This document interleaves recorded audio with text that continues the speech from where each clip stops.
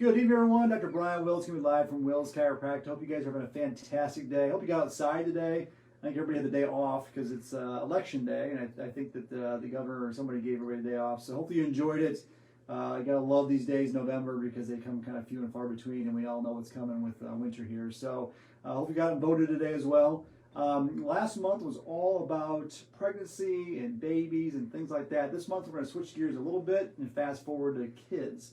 A lot of patients, people come to our office always see that we adjust a lot of kids. There's always kids running around here kind of bringing energy to the practice, and people always are asking, why in the world would a child need to get adjusted? Most people still view chiropractic as headache, neck pain, back pain, which we do a very good job of getting rid of. But I have two little kids of my own, a 9-year-old little boy and a 7-year-old little girl that I've adjusted since the day they were born. And the reason I adjust them is not because they have headaches, neck pain, or back pain, but because we want their bodies to function at the highest level. So most people think that all we deal with is kind of moving bones around there. But in actuality, what chiropractic is all about is changing the way your brain functions. And there was an interesting study that was done about 10 years ago, and it was published in the Journal of Manipulative Physiology Therapeutics, that actually hooked some electrodes up to kids' brains and saw that once they got adjusted, we actually changed the function of their brain and made it so that their brain functioned at a much higher level. They could focus more. There's studies out there that show that ADHD decreases dramatically during chiropractic care as well, which was in that study also. So we're adjusting our kids not because they're injured, because we want them to grow up as healthy as possible and as straight as possible. And we'll talk about a bit more this month about why we adjust kids in particular. But people always ask me, how to raise healthy children. I got 2 kids of my own. I've got tons of cousins that have kids, and most of them all get adjusted as well.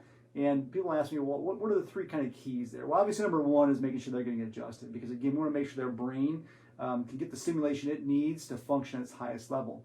Again, when we're adjusting the spine of a child or even an adult, we're changing the brain, the way the brain works. And again, the brain tells the body what to do. So if we change the way the brain works, we change the way the body works.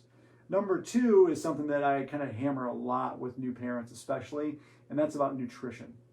So most of our kids nowadays eat way too much sugar. And I know I'm preaching to the choir here, but with Halloween just having had that, kids are eating way too much sugar these days. And I have to laugh.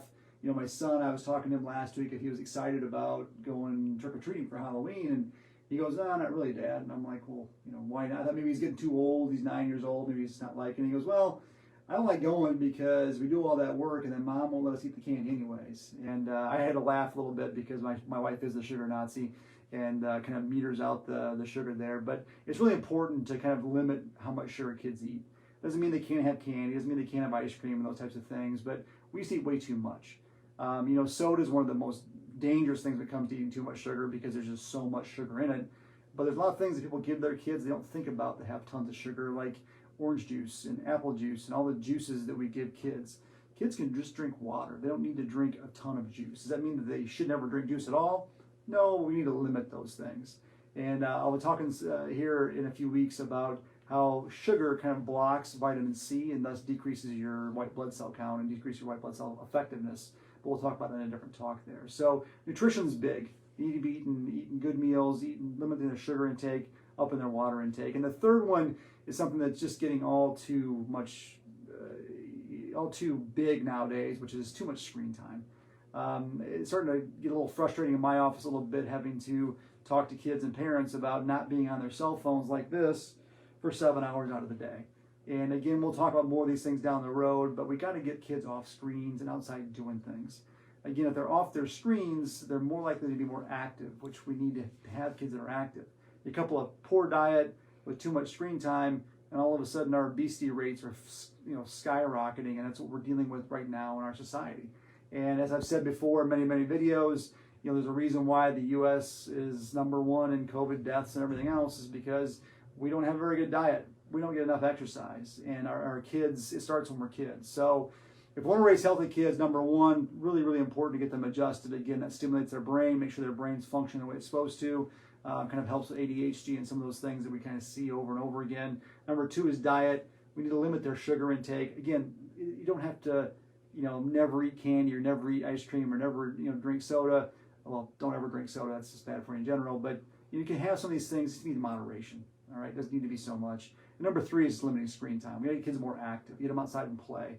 I know that it's getting colder outside, but the best thing for kids is get them outside playing and running around, get them to do things that are physical, kind of burn off some of that poor diet that we give them there. So hopefully this gives you some kind of clue into how to raise healthy kids.